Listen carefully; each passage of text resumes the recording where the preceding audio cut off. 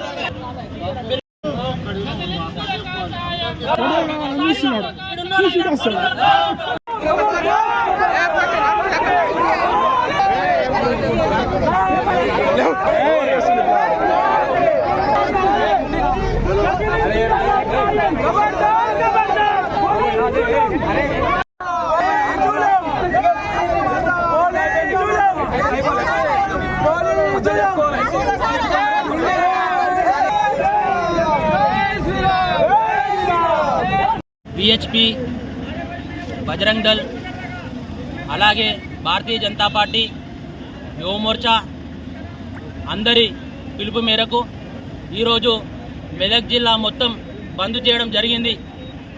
గత 2 రోజుల కింద మెదక్లో జరిగిన సంఘటన దారుణం, అత్యంత పాశవికం.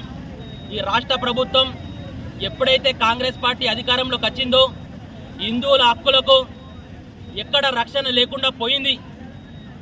దారుణంగా అసలు అవేంటంటే కొన్ని విలువలకు మనం కట్టుబడి ఉన్నాం కాబట్టి అక్కడ జరిగిన సంఘటన నేను పూర్తిగా చెప్పలేకపోతా ఉన్నా.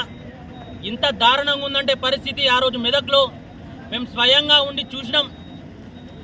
తప్పు ఒక వర్గం ఉన్నప్పటికీ హిందువుల మీదనే మొత్తం కేసులు బుక్ చేసి నిన్న కూడా 9 మందిని రిమాండ్ చేసి వాళ్ళని జైలుకు పంపిరు. మళ్ళా సాయంత్రం మళ్ళా హిందువులు 4గురిని తీసుకుపోయి మళ్ళా 4గురు రిమాండ్ చేసిరు. అంటే తప్పు వాళ్ళ పక్షం వైపు ఉన్నప్పటికీ ఆ వర్గం వైపు ఎవరిని ముట్టకుండా ఈరోజు హిందువుల సహనాన్ని పరీక్షిస్తున్న ఈ రాష్ట్ర ప్రభుత్వం వెంటనే గద్దె దిగాలే. మన హిందువులు కూడా దయచేసి ఒకటే చెప్తా ఉన్నా, కులాలన్నీ పక్కకు పెట్టుర్రి. హిందుత్వం అమ్మలాంటి హిందుత్వం లేకపోతే మనకేమీ లేదు. నిన్న మెదక్లో జరిగిన సంఘటన దీనికి ఉదాహరణ. తప్పు అవతలి పక్షం వైపు ఉన్నప్పటికీ హిందువులకు చేతగానితనంగా హిందువులను అందరూ బాగా సహనంగా ఉంటుంది. వీళ్ళని తన్నినా కొట్టినా కేసులు పెట్టినా జైలు వేసినా హిందువులు ఎవరంటోళ్ళు ఎవడేమనరు అని ఈరోజు పోలీసులు మొత్తము ఒక పక్షానికి వాళ్ళు అండగా ఉండి ఈరోజు హిందువులను మొత్తం అరెస్ట్ చేసి మెదక్ జైల్లో పెడితే నిన్న మేము వాళ్ళని జైల్లోకి పంపిస్తే కళ్ళలకు నీళ్ళు వచ్చినాయన్న. ఆ జైల్లోకి పోయిన దాంట్లో బీజేపీ వాళ్ళు ఉన్నారు, ఆర్ఎస్ఎస్ వాళ్ళు ఉన్నారు, విశ్వ హిందూ పరిషత్ వాళ్ళు ఉన్నారు, ఏబీవీపీ వాళ్ళు ఉన్నారు, బజరంగ్ దళ వాళ్ళు ఉన్నారు. ఇంత అన్యాయం ఏందన్న నాకు అర్థం కాదు. కనీసం ఎట్టంటే దుఃఖం వస్తా ఉంది బాధ చూస్తే. అరే గోమాతను మేము తల్లి లెక్క పూజిస్తాం, గోమాతను మేము ముక్కటి దేవత లెక్క ప్రార్థిస్తాం. అట్లాంటి గోమాతను ఈరోజు వాళ్ళు వధించడానికి తీసుకెళ్తా ఉంటే అడ్డుకోవడం మేము చేసిన తప్ప అన్న. గది అడ్డుకున్నందుకు మా మీద కత్తులతో పొడిచి మమ్మల్ని ఘోరంగా హింసించి ఈరోజు వాళ్ళే పోలీసులు కూడా ఏకపక్షపాతంగా ఒక వర్గానికి సహకరిస్తూ హిందువుల మీద కేసు బుక్ చేసి జైల్లోకి పంపిస్తే ఇదంతా అన్యాయం అన్న. ఇక్కడ ఉన్న చుట్టుపక్కల కూడా చాలా ఆలోచన చేయాలి. ఇన్ని రోజులు ఎప్పుడైనా కూడా ఇన్ని రోజులు జరిగింది వేరు, ఇక్కడ నుంచి జరిగేది వేరు. దయచేసి హిందువుల హక్కులను కాపాడాలి. ఈ చాతగాని రాష్ట్ర ప్రభుత్వం గద్దె దిగాలి. ఈ పోలీసులు కూడా ఒక వర్గానికి వంత పాడుతూ ఉన్నారు కదా, మీ పద్ధతి మార్చుకోని పక్షంలో పరిణామాలు వేరే విధంగా ఉంటాయని నిన్ననే చాలా మంది హిందూ సంఘ నాయకులు ఇక మెదక్ ఎంపీ అభ్యర్థి రఘునందన్ రావు గారు కూడా చెప్పారు. తప్పకుండా పరిణామాలు చాలా తీవ్రంగా ఉంటాయి. హిందువుల హక్కులను బరాబర్ కాపాడుకుంటాం. ఒక్కరిని 9 మందిని జైల్లో పెట్టారు కదా, మీరు 9,000 మందిని జైల్లో పెట్టినా సరే వెనుకడుగు వేసేది మాత్రం లేదు. ధన్యవాదాలు.